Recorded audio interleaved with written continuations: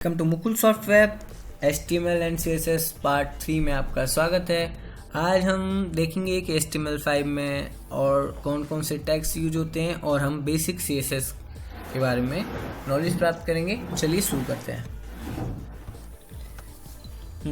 तो आज हमें HTML5 और CSS3 करना है। एक नई फाइल बनाते हैं। फाइल का नाम डेस्कटॉप पर पहले मैं इसे सेव कर लेता हूँ। इसका नाम रख देते हैं index.html। ओके, तो index.html फाइल का नाम मैं रख चुका हूँ। अब हम स्टार्ट करते हैं कि हमें कैसे एक HTML के कुछ टैग्स कौन कौन से होते हैं और हमारा CSS के रूल्स हम कैसे लिखते हैं, कैसे हम CSS को अटैच करते हैं और किस तरीके से उसको हम फाइल को अटैच करते हैं, या इनलाइन CSS क्या होती है वो देखते हैं। चलिए शुरू करते हैं। तो ये मैंने बता ही दिया था प्रीवियस वीडियो में। अगर मेरी प्रीवियस वीडियो नहीं देखी तो आप देख सकते हैं, मैंने डिस्क्रिप्शन में लिंक दे रखा है। तो ये मैंने इसका टाइटल डाला CSS एंड HTML डेमो।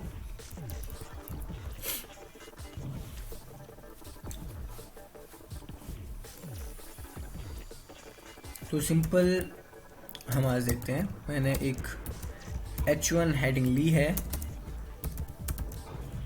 इसमें लिखा दिस इज ए हेडिंग।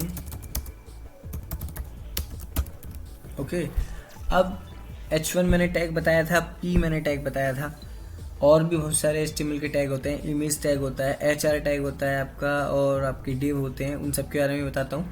तो हमने H1 बनाया। अभी मुझे इस H1 पे एक स्टाइल अप्लाई करनी है, जैसे मैं भी दिखाता हूँ। ठीक है, मैंने H1 लिखा, दिस इज ए हेडिंग, ये आ गया दिस इज ए हेडिंग। लेकिन मैं चाहता हूँ इसका रंग लाल हो, तो मैं इसको लाल कैसे करूँगा? रंग इसका देखिए मैं दिखाता हूँ। इसका मुझे कलर रेड करना है। तो दो तरीके हैं, एक तो आप इनलाइन CSS लिख सकते हैं, ठीक है, एक आप फाइल में CSS बना के लिख सकते हैं। इनलाइन CSS में क्या होता है, मैं यहीं पे लिख दूंगा स्टाइल। स्टाइल एक एट्रीब्यूट है जो CSS के लिए हम यूज़ करते हैं। किसी भी टैग पे जाकर आप स्टाइल लिख सकते हैं। स्टाइल के अंदर उसका टैग उसका लिख सकते हैं प्रॉपर्टी। कलर प्रॉपर्टी होती है टेक्स्ट का कलर चेंज करने के लिए। तो मैंने कलर लिखा, कलर रेड। ओके, और फिर मैंने यहाँ पे आके करा तो उसका कलर रेड हो गया। तो हेडिंग हमारी रेड हो गई है। इसी तरीके से मैं इसका फॉन्ट साइज चेंज कर सकता हूँ। मैंने करा फॉन्ट साइज 24 पिक्सल।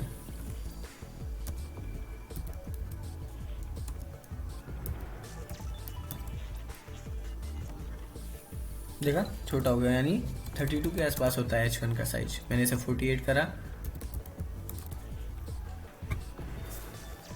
ठीक है, साइज बड़ा हो गया। इसी तरीके से मैं इसका बैकग्राउंड कलर भी दे सकता हूँ। बैकग्राउंड कलर में मैंने दे दिया ग्रीन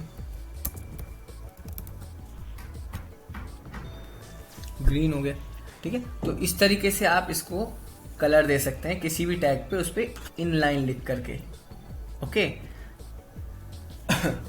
ये हो गया आपका इनलाइन वाला तरीका, उस टैग पर ही लिख देना उसका एट्रीब्यूट, उसकी CSS। लेकिन गलत तरीका होता है, इस तरीके से हम नहीं लिखते हैं। ठीक है, और एक तरीका होता है आप क्लास या ID बनाते हैं। तो CSS में क्लास और IDs कैसे बनती हैं वो मैं बताता हूँ। तो एक तरीका होता है कि आप टैग पे लिख दें, एक तरीका होता है आप हेड में लिखेंगे उसके। स्टाइल एक टैग बनाएंगे, स्टाइल टैग बना, ये स्टाइल का टैग है, स्टाइल टाइप टैग CSS। इसके अंदर आप लिखना स्टार्ट करेंगे। क्लास कैसे बनाते हैं, डॉट लगाकर क्लास बनाते हैं। डॉट मैंने लिखा डॉट हेडिंग और फिर कर्ली ब्रैकेट्स। अब इसके अंदर मैं लिखूंगा जो जो मैंने पहले चीजें लिखी थी। मैंने कलर लिखा था रेड, फिर टर्मिनेट कर देंगे उसे। मैंने फॉन्ट साइज लिखा था 48 पिक्सल। मैंने बैकग्राउंड कलर लिखा था ग्रीन। ओके, तो ये हेडिंग हो गई। अब इस हेडिंग को मुझे यहाँ पे इसमें क्लास में ऐड करना है, क्लास हेडिंग। ओह सॉरी, ये हेडिंग। ठीक है, अब मैं आता हूँ तो अभी भी देख रहे हैं, अभी भी इसमें कुछ चेंज ही नहीं हुआ, सेम हो गया। तो यानी जो चीज़ मैंने यहाँ पे इतना लंबा गंदा सा कोड लिखा था वो मैंने यहाँ पे स्टाइल में जाकर एक क्लास बनाई डॉट से और मैंने यहाँ पे लिख दिया, तो ये चल गया। ऐसे ही हम सेम एक हेडिंग क्लास बनाइए, हम आईडी भी बना सकते हैं। आईडी के लिए मुझे यहाँ पे हैज लगाना होता है, लेकिन फिर मुझे यहाँ पे आईडी करना होता है क्लास की जगह पर।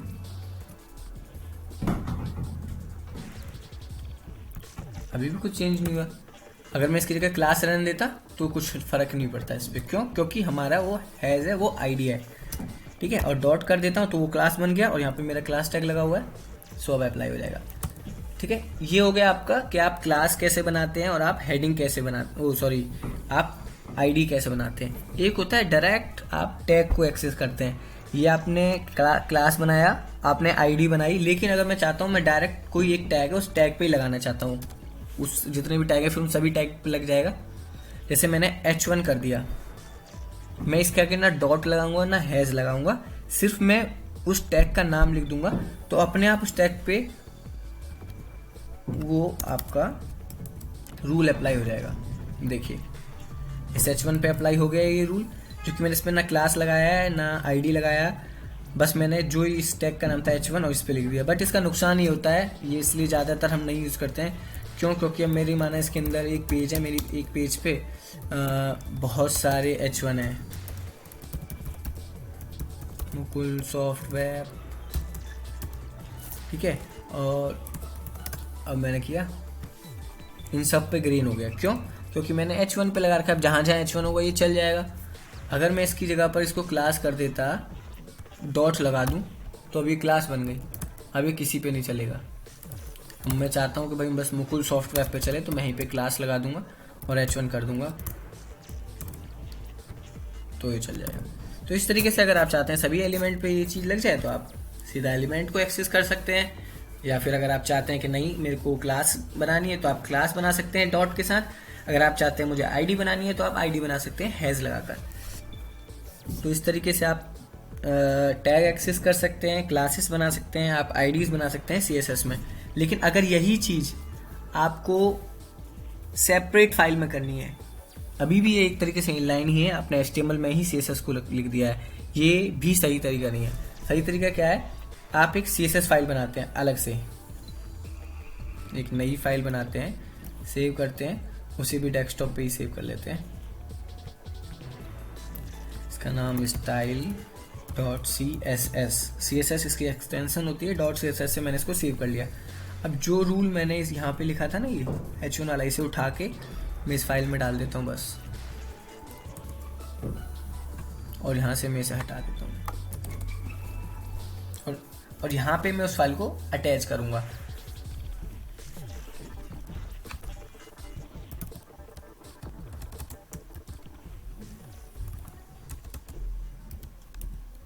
लिंक, एक टैग होता है link, REL style sheet type ये और href, इस href के अंदर आप उसका URL डालते हैं, तो style.css मैंने उसका नाम डाल दिया। इसके आगे मैंने कुछ और इसलिए नहीं लगाया क्योंकि इस इंडेक्स भी रूट पे ही है और वहीं पे CSS पड़ी है, तो इसलिए हमने कुछ नहीं लगाया, हमने सिर्फ style.css उस CSS का नाम लिख दिया है। तो आप देखेंगे ये अभी भी सेम वैसे ही वर्क करेगा जैसे कर रहा था। देखा ग्रीन इसी पे है, क्यों?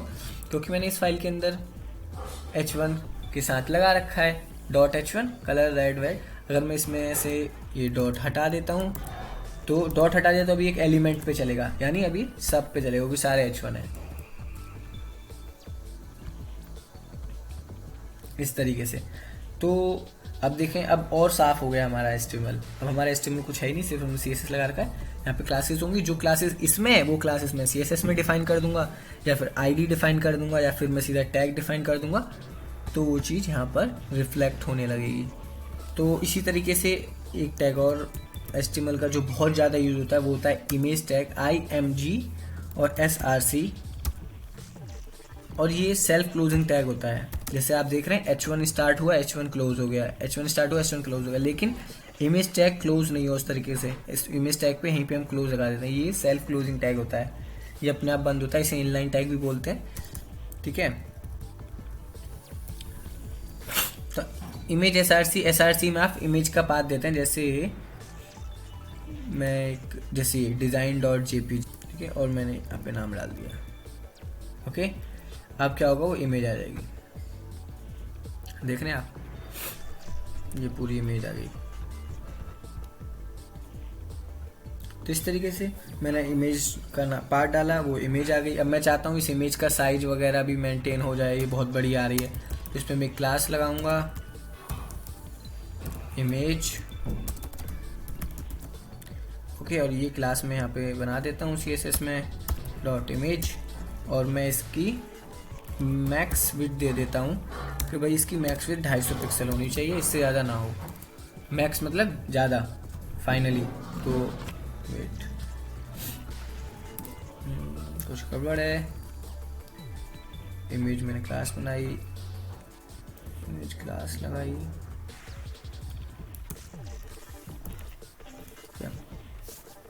देख रहे हैं अभी छोटा हो गया।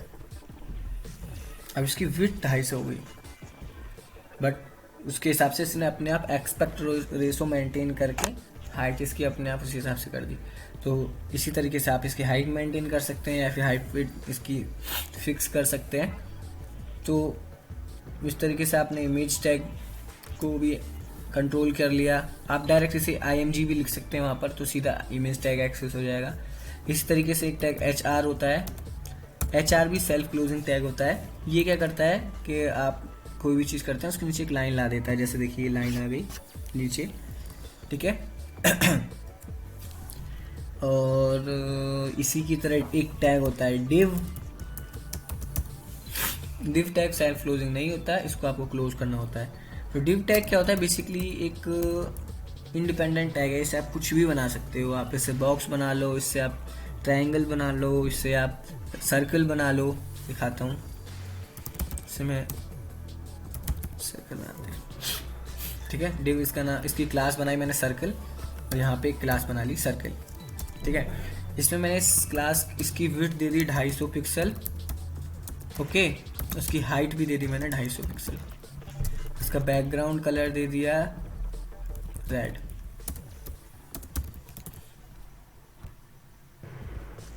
ठीक।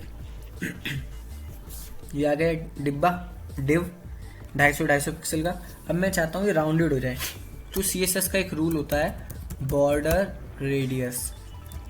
अगर आप सबलाइम यूज़ करते हैं तो सबलाइम में आपको ये बहुत अच्छा फीचर है, अपने आप देख रहे हैं। अब मैं बॉर्डर डाल रहा हूँ, बॉर्डर रेडियस पूरा दिखा देता है। या फिर आप ड्रीम वीवर भी यूज़ करते हैं, ड्रीम वीवर में भी अपने आप सारी CSS के रूल्स दिखाता है। इस तरीके से आप कोई भी टूल यूज़ करेंगे लेटेस्ट, तो उसमें अपने आप दिखाता है। तो आपको ज़्यादा लर्न तो वैसे करना चाहिए, बट अगर आप कोई टूल यूज़ करें तो ज़्यादा ज़रूरत नहीं होती है, बस आपको पता होना चाहिए होता क्या है, किससे क्या।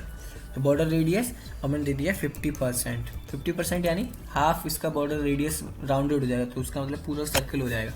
देख रहे हैं आप, ये पूरा सर्कल बन गया। अगर मैं इसको थोड़ा कम करता हूँ, मैं देता हूँ 10 पिक्सल, सॉरी ऐसा हो जाता है। इसको देता हूँ मैं 50 पिक्सल, तो ये ऐसा हो जाता है। तो इस तरीके से आप राउंडेड कर सकते हैं इसको, कलर चेंज कर सकते हैं, राउंडेड कर सकते हैं।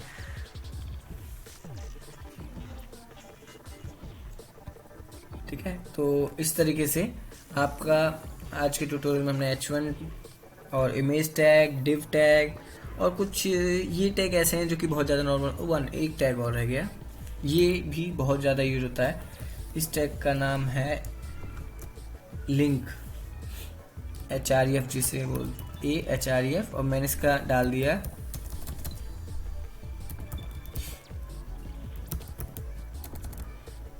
मैं इसमें अपनी वेबसाइट का नाम डाल दूँगा।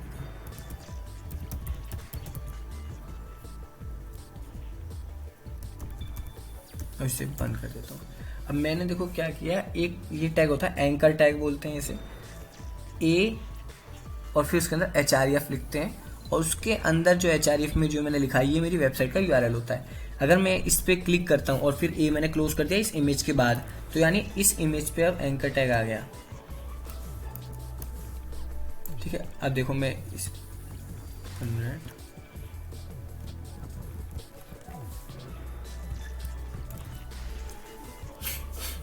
कुछ गड़बड़ लगता है।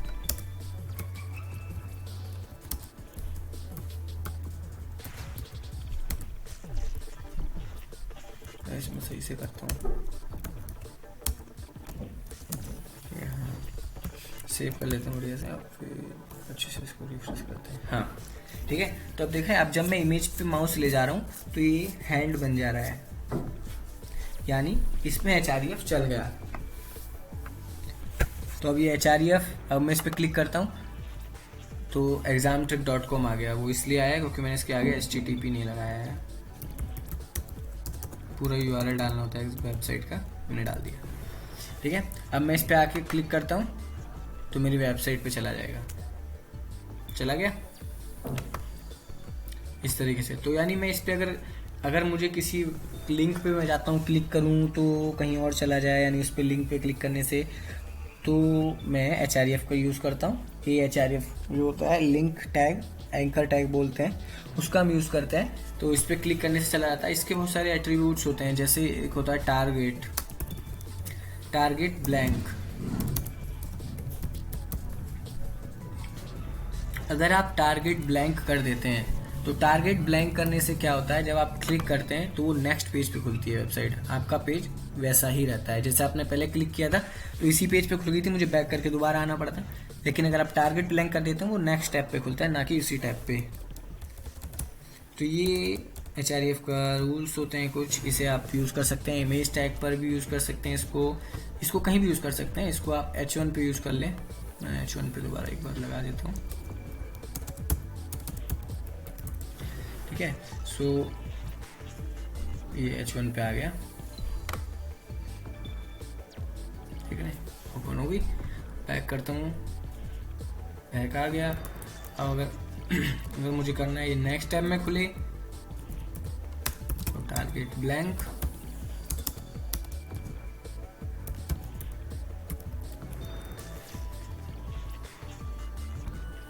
नेक्स्ट टैब में खुल गया। सो आज के लिए बस इतना ही। नेक्स्ट वीडियो में हम कंप्लीट कोर्स की स्टार्टिंग करेंगे, एक प्रोजेक्ट चूज़ करेंगे, फिर उस प्रोजेक्ट को कंप्लीट करेंगे। और ऐसी मेरी टेक वीडियोस के लिए लाइक करें, शेयर करें और कमेंट करें अगर कोई प्रॉब्लम है आपको तो, और मेरा चैनल सब्सक्राइब करना ना भूलें।